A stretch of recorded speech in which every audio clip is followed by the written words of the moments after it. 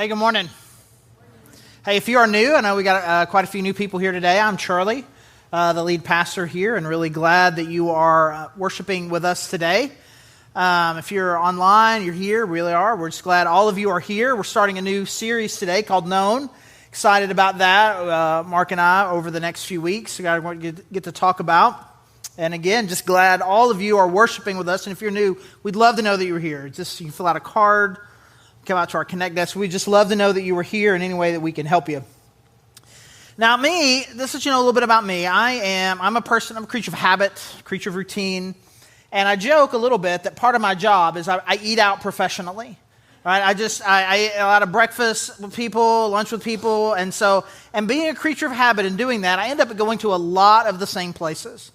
And being someone who goes, a creature of habit, not only do I go to the same places, but when I go there, I always order the exact same thing. Some of you may be like, man, always looking to try something new. I don't get it. You don't get me. It's fine. Don't change me. I won't change you, right? Okay, we'll be fine. So anyway, if you go to the same place all the time and order the same thing, what I've noticed is that the people that work there will start to remember you. And which is fine. It's fine to a point. Let's just say there's a sweet spot there, right? There's just one place in particular I used to go to a lot several years ago. It's not really around anymore. I would go there all the time, and then they would see me coming in the parking lot.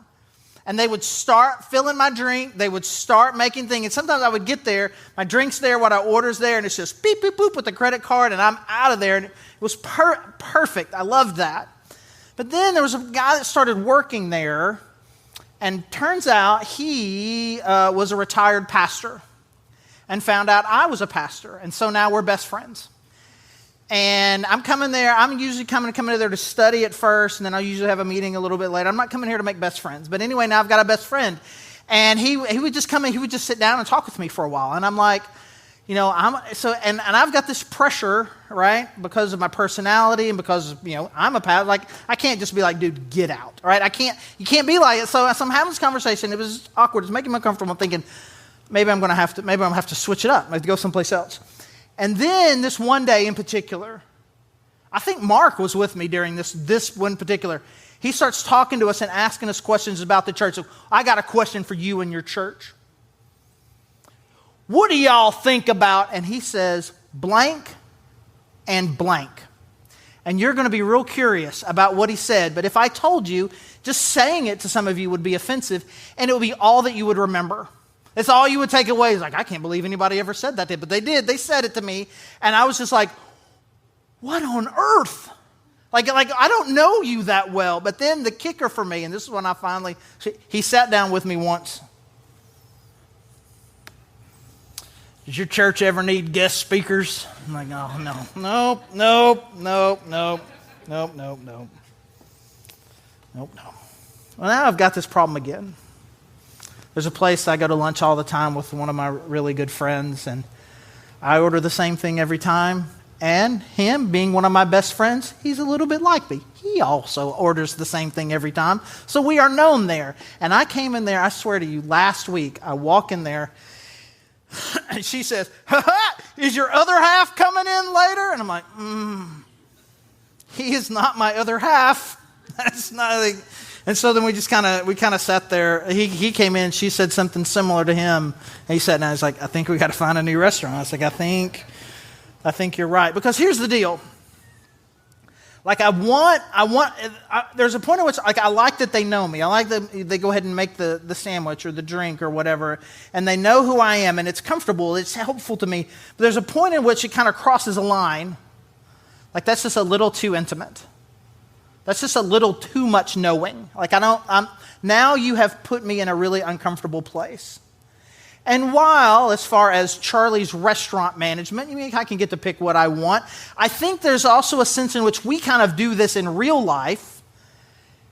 But when we do it in real life with our friends, it really can kind of become unhealthy for us and can really kind of be a hindrance for us in really our personal, spiritual, emotional health and growth. Of just like, I want people to know me just enough where I'm comfortable, but not so much that it starts to become hard for me in some way, difficult for me, challenging me, kind of exposing me in some way. And so we think we're looking for this sweet spot, but really there's a thing that is just keeping us, holding us back from really being known. This is the name of the series.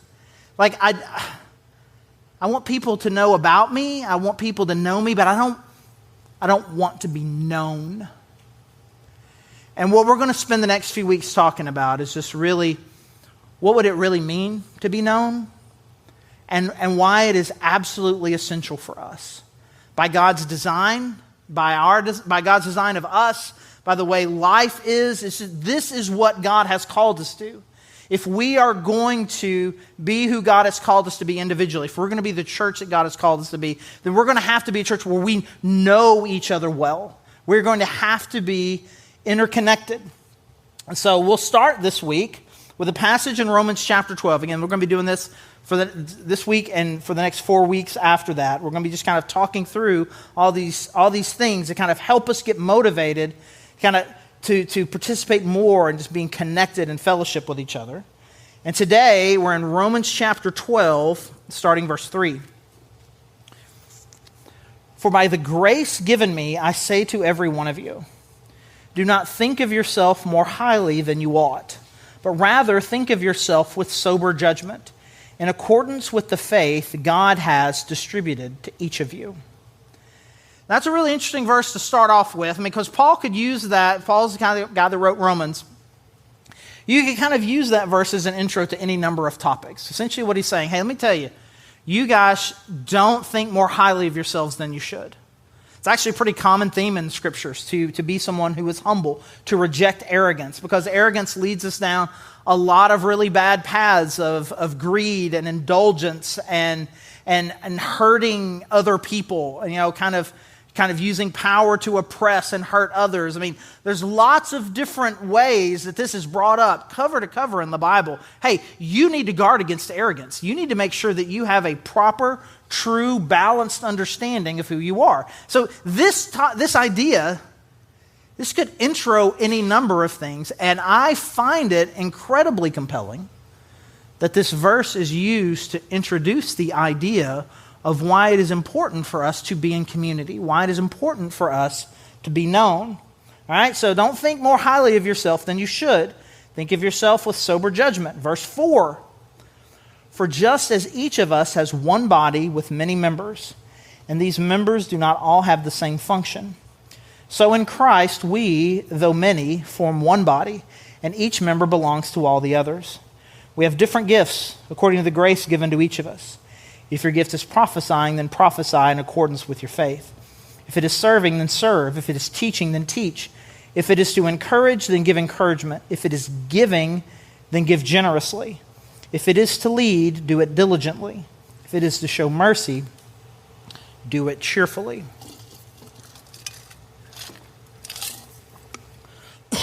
So he starts, hey, don't be arrogant. Don't think more highly of yourself than you should. And here's why. Because you are created to be a part of a body. And we are designed to be connected to one another. You are one body with many members, and they don't have the same function. In Christ, with one body, each member belongs to all the other ones. If you think of yourself as independent, you are thinking more highly of yourself than you should. It's like, listen to me. We were designed and created to be dependent on one another, to need one another. And to not think that is arrogance.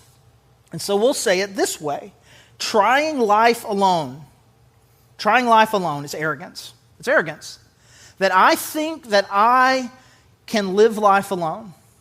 Paul's saying very clearly, straightforward, that's arrogant. To think that somehow you are the one counterexample to what God has said, which is every person is designed to need one another. To have something that you give to someone else, as someone else has something that they can give to you, that we are all designed to need one another. And for you to say, that may be true of them, and I understand how that might be true of some people, it's not true of me. I don't really need that. It's arrogance, is what Paul says. And you hear this, I hear this plenty, talking to people wanting them to be a part of church, and they'll say this, man, you don't have to be a Christian. You don't have to go to church. You don't have to go to church to be a Christian. And I have an answer to this. It's kind of a little back pocket answer that I give. You hear something enough, you hear enough people say it enough times, you kind of get these little kind of natural responses to it. And I'm like, hey, listen, I get it. Theoretically, what you're saying makes sense.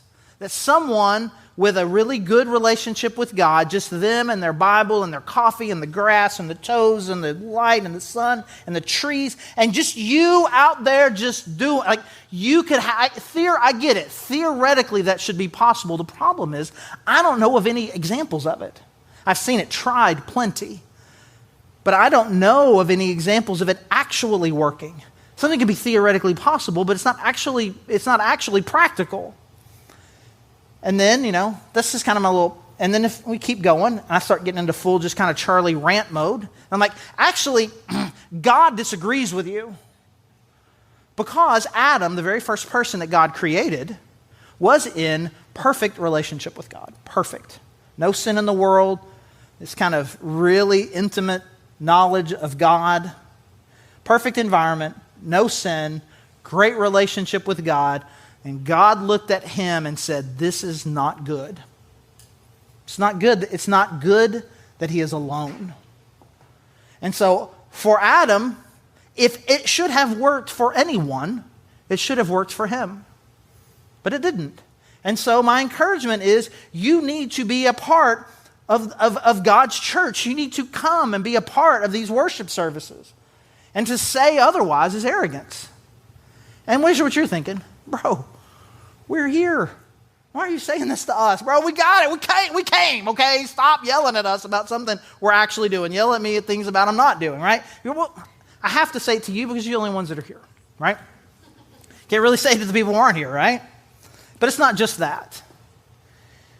Because you hear the same thing when we kind of make the pitch as we've made over the years in different ways, different names, different styles, different things. Like, hey, and you know what? You also need to be a part of a smaller group. You need to have some sort of small group.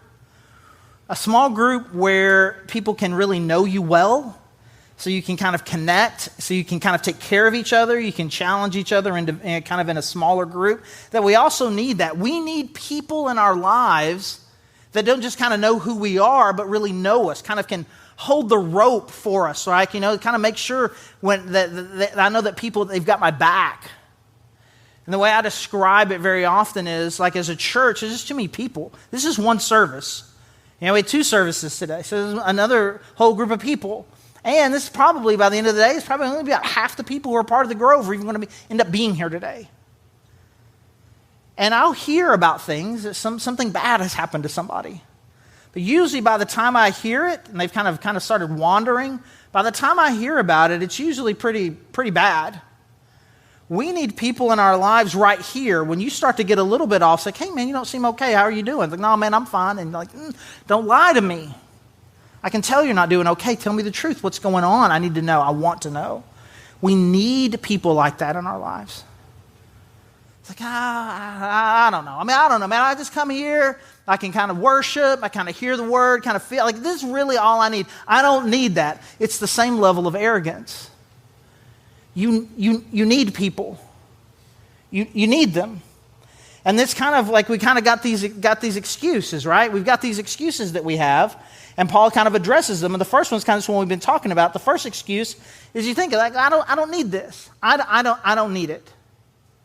And this is where the body metaphor just really comes really strong. Where it's like, this idea, and Paul develops it here, he develops even more in 1 Corinthians, like, hey, we got some people that are noses and ears and toes and knees and eyes, and they all come together to form one body. And it's like, and it's crazy to think that a nose somehow could be like, I am doing great by myself. I don't need anything else. I'm a nose, and I can take care of everything. Right, bro? All you can do is smell. I'm not trying to down. I mean, smells good. Like you need to know. Like you need to know what you're coming up against. And if it smells bad, you probably need to go the other direction. Like I appreciate all you do, brother nose, but you can't do it by yourself. There's a lot more we got to be doing. Like you put a nose by itself in a bad situation, it can't go run away. It needs feet, right? Like that, I'm just stuck with the bad smell. But really, the metaphor is worse than that, because a disconnected nose will just It can't do anything. Disconnected from the heart and the brain, from the head, it can't do anything. It will just decay. So the metaphor is actually an incredibly powerful one. That you are an incredible person, uniquely designed by God to play an incredible role. But disconnected from the body, you can only do one thing, but really disconnected from the body, you can't even do the one thing. Because without the heart and the brain connected to the head, which Paul says is Jesus, without our connection to Jesus and without our connection to one another, we can't do it. And I've lived this arrogance. Arrogance is something I've battled for most of my life, of just thinking I am smart enough and talented enough and strong enough to be able to handle it. And I've got, several different key points in my life where I just kind of keep getting reminded of that in my own life. But the biggest one for me happened right after I got married. I'd graduated from college. 22, we graduated. Our parents told us, hey, we're going to cut you off financially if you get married before you graduate. So we graduated Saturday morning, 10 a.m. Married Sunday afternoon, 4:30. Right? Everybody's already here, and let's just get this going. Well, we can wait exactly 28 hours-ish. Anyways. So we got married, went on the honeymoon, came back, immediately started raising financial support for a ministry that we were a part of. It wasn't going well. I was getting really discouraged. My wife was getting frustrated with me, rightly so, based on my discouragement and kind of my lack of motivation. So, and the first year of marriage for us was really hard. And at the same time, there were some personal issues that I was going through that were just really destructive. And so I'm failing in my job. I'm failing as a husband. I'm failing in my personal life. And really for the first time in my life, I was like, I don't have this. And I don't know what to do. There've never been problems in my life that I couldn't just make it better. And now here it is. I've got all of these new roles in my life, and I am failing miserably. And in my brain, I'm doing all the right things. We're going to church. We're serving in the 3-year-old class, and we're in this small group. In this small group, this is not the best sales pitch I've ever made for small groups right now. This small group was not good. We did a marriage study, and it was with these older couples than us. It's like, this is going to be really good for us. We need some help. We need some wisdom. And all they did was yell at each other nonstop, passive-aggressive, anger. We did not have a great marriage, but I'm telling you, we were the anchor for this thing. And there came this moment about 6 months in where the leader was like, I'm not even sure I believe in Jesus anymore. But the only reason I keep doing this is because of you guys. We feel obligated to you. I'm like, bro, that is a lot of pressure. That I am keeping you, like, not only in the group, but like with Jesus and completely. And so at the first opportunity, we got into a different group. So now I've been married a year. 23. It's not going any better. And I'm struggling. And there was this guy in this group. His name was Stuart. He was maybe, he was just a few years older than me. They had a little baby. We'd not been married yet. Probably, maybe 5 years ahead of us. And I just talked to him one time in group. Hey, can we have lunch someday? Have lunch someday. I love to talk. And when we got together, I wasn't even necessarily really sure I was going to ask him. But basically what I said is, I'm in desperate need of help. I'm failing in every conceivable way, and you seem to just kind of be is there any way you can help me? And he had a very humble response to that. I don't know. I'm just a guy. I said, but here's what I'm willing to do. We can have lunch together. Maybe we can just encourage each other and just kind of ask each other some tough questions to kind of help us kind of get better in some things. And so we had this lunch every week for years. And we made this commitment that for the first 10 minutes we could talk about sports. He was an LSU fan. It was the only challenge we ever had. For 10 minutes we could talk about sports, and then we made a commitment that after that we were going to talk about things in real life, and we did this every week for years. And without being dramatic, I'm telling you, Stuart Norton he saved my life. I don't know what I was becoming, but it was desperate. And I needed somebody, not just I'm coming to church and they know who I am, and not even just I'm in a small group where we're kind of talking, I needed somebody. I needed somebody to have my back and to be there for me. And it is probably one of the most, without a doubt, one of the top 5 most important things, life-changing events in my life, as far as just helping me become the man that God wanted me to be. And in the 27 years since then, I've just always been keenly aware of how much I need somebody. And it is arrogant for us to think that somehow that I don't need it. So that's the first bad excuse. The first bad excuse that we give that Paul addresses here is when we say that I don't need it. The other thing that I think that we say sometimes that is also challenging is we say, well, it's not that I don't need it. It's really, honestly, people, they don't need me. People don't need me. And so if they don't need me, I think, I get the body metaphor. I get it. I understand we're all part of the body. But really, when I think about me, like, who am I? I'm just kind of like, I don't know. I'm like the toenail for like your third toe. Like you would notice it on your big toe. Or like on your third. Who would even, like if it fell off, it'd probably take you a month to figure it out. Like, oh man, it fell off. Or like, here's who I am. Like, I'm like the hair that used to live right here. I'm not saying it wouldn't like be adding value, but like it's gone, and it's like, well, it happens, right? And we kind of downplay who we are. And Paul says something very different here. He says, we all have different gifts according to the grace given to each of us. Each of us. Every one of us here has a role to play. Every one of us has been uniquely gifted by God to be in community and to have a part to play. And you may not believe this. So right now, I'll believe it enough for both of us. If God has brought you here, then I know that we need you. And there is something that God has made in you, in the way that He has gifted you, in the way that He has passioned you, that what we are trying to do here as a church, we will be able to do it better than we've ever been able to by your presence and involvement here. I know that to be true because God has said it is true. And I have seen it too many times. And I give this challenge out to people. I was like, it doesn't matter who you are, what you're about, God has a place for you. And I remember one time this guy, he came up to me, and I'd made that challenge, like, I bet you can't do it for me. He's like, what are you talking about? And he's like, let me tell you the thing that I'm the best at. I'm best at concrete. And what I'm passionate about, also concrete.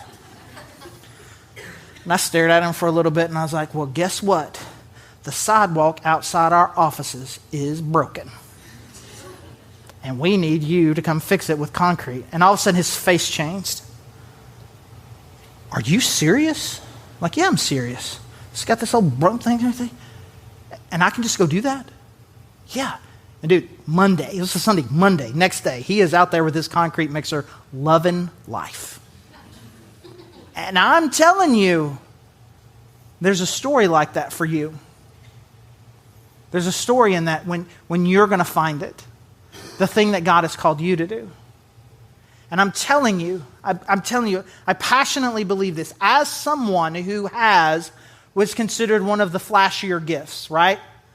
Like one of the ones that really, like the one that really matter, right? I got the microphone, right? I got the microphone. They turned the lights and they put them on me, right? Hundreds of people came here today. I'm going to listen to him talk. Well, you're kind of a big deal. Even if that's true, even if it's true, even if it's what's most important thing that happened, I'll just grant. We'll just say, for the sake of argument, this is the most important thing that's going to happen at church today. How many dozens of people does it take that aren't me to make this happen? From the people in the tech booth, from the people in the lobby, from the people back in Grove Kids. I mean, can we say it wouldn't be quite as good if the toddlers were here? Right? You know what I mean? There's just it takes so many people. But the truth is, this isn't the only important thing that happens today. For some of you, the most important thing that's going to happen to you today happened in the lobby or at the front door or with your kids back here. This is the most important thing. And it takes all of us. And we need you. We need you to connect into a small group so you can have people like this. And we need your service. We need you to find a place where you can use your gifts because we're missing something. We don't even know what it is. And the only way that you're going to find it is by just kind of get going. We'll get you in the toddler room. He's like, what if it doesn't go well? It's like, we'll know. And you'll know. And the toddlers will know. And then we'll find something else. And we'll like, well, I don't know if I can do that. I don't know if I can make coffee. We'll get you out if it's not working. Hopefully before first-degree burns kick in, right? We'll help. But you're only going to find this by being in motion. Sitting around believing that you don't have a part to play is what we call a self-fulfilling prophecy. You think you don't have a role to play, so you don't get a role, and it proves the fact that you don't have a role to play. But step out. Just step out. Do something. See what God does. See, maybe you're going to learn something about yourself you didn't know. And the more you learn about yourself, you'll find your spot. But you're not going to be able to do it in fear or in doubt. Like, man, I'm in the toddler room, and then they say, I can't do that, and you can put me in third grade room, and that's not going to work. I'm going to the front door, and I'll do that. Next thing you know, I'm going to be on closet duty. Hey, just stay in this closet and make sure the broom doesn't fall. Brother, it's not true. It's just not true. You have an incredible role to play. And we're going to have to overcome this idea that we think that I don't need people. I do. Or somehow that we don't need you. We do. Because God has designed all of us, each one of us. We have different gifts. But honestly, I think the challenge is, it's not that we really believe that you don't need it. I think anybody who's been through any sort of crisis, if you've been through it alone, you realize now that you need people. And if you went through a crisis and you had people, you know now that you needed people all along. I think we know that. And I think that we all understand that we all have a role to play. We get a little weird sometimes at church, but you know that you are a gifted person. There's some hang-ups or whatever that makes you think that giftedness doesn't really translate here. Okay, we need to overcome that. But we all understand. Here's what I think the real fear is. The real excuse that I think that we have is that we're just scared. We're just scared. I'm scared of what's going to happen if somebody really knows who I am. That if they really knew who I was, like I see the thing you belong on the outside, and so I get nervous, I come in, and then people are nice to me. They don't seem to be real judgmental. They seem to be a little more laid back. It seems to be cool.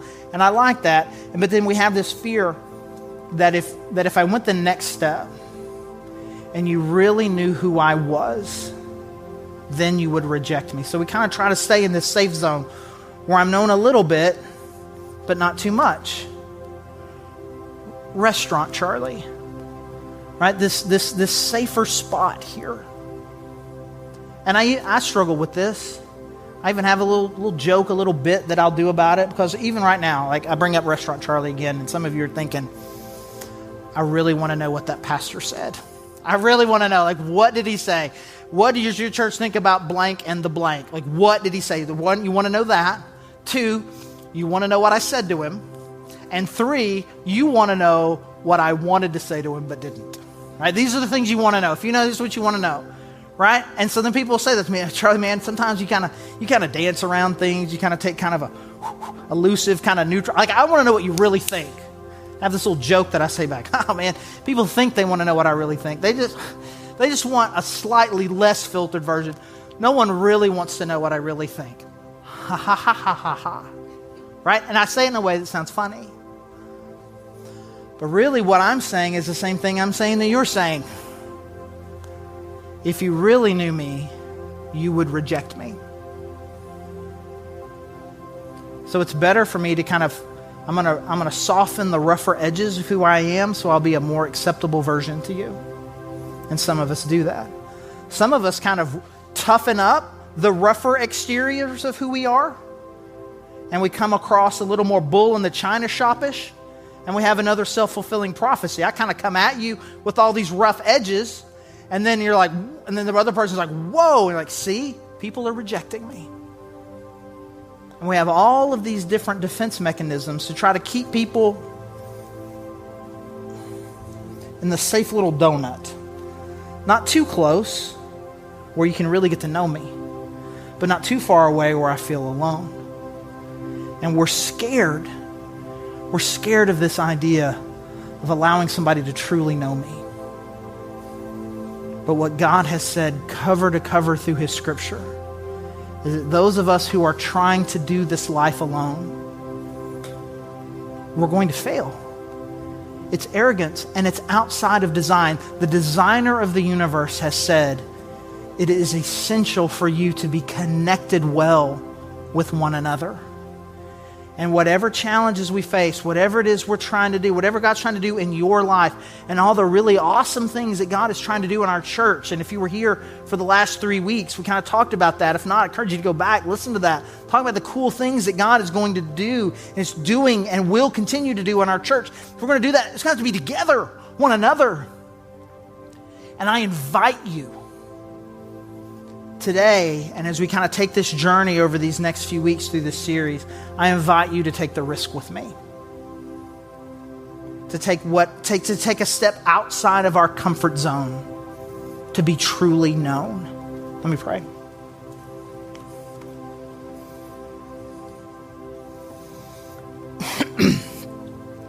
God, I thank you for this awesome group of people. And God, really just how accepting they are. How loving they are. But God, we all come with different fears about whatever that next step of being known is. Small groups, serving, having these 1 to 2 friends that I just know absolutely have my back. We got whatever it is, whatever these fears are, these anxieties that we have that keep us on the fringe, that make us feel like we've got to keep one another at a safe distance. God, I pray that you would overcome that. And that, God, that we would no longer be concerned about what is safe, but God, what is best, what is needed. And God, what we need is to know and be known. And so, God, I pray that we would all take a step this week to get more connected to one another, so that together we can bring the hope of the gospel of your Son, Jesus Christ, to a world that is desperate for it. And it's in his name that we pray. Amen.